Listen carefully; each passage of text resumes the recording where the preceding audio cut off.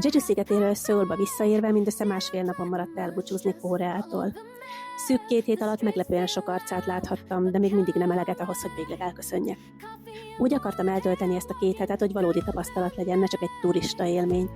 A látványosságok mellett szerettem volna kipróbálni olyan dolgokat, amiket szauliként a hétköznapjaimon csinálnék.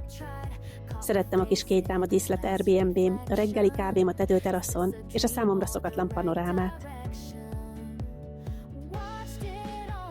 Nagyon nagy élmény volt a Namsan-torony után a Lotte Towerből is megnézni a naplementét, vagy egy nagyot sétálni Gangnamben.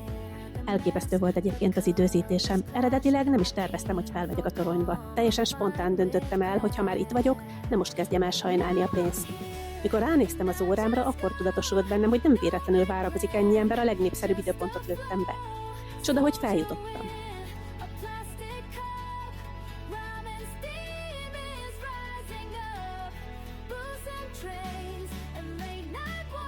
És igen, használtam AI-t néhány kép meganimálásához a látványosabb eredmény érdekében. Van, ahol látszik, de van, ahol szerintem nem mondanátok meg.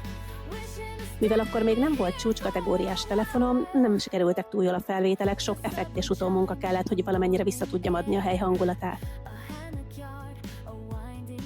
Bár általában a belváros és a buli negyed a fő turista célpont, én imádtam a kanyargós kis utcákat és szojut inni a sarki boltban. Még a tömegközlekedést is kalandként éltem meg, és konkrétan 3 kilót fogytam a lépcsőzéstől. Szerettem volna elvegyülni a helyiek között, de nyilván ez veszett ügy volt, így elengedtem, hogy furának érezzem magam, és egyszerűen csak élveztem minden pillanatát.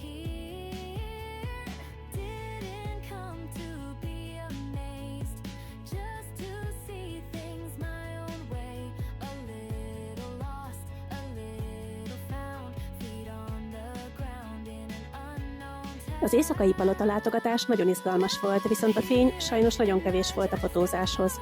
Van egy varázsa, de jó lett volna valami videólámpa.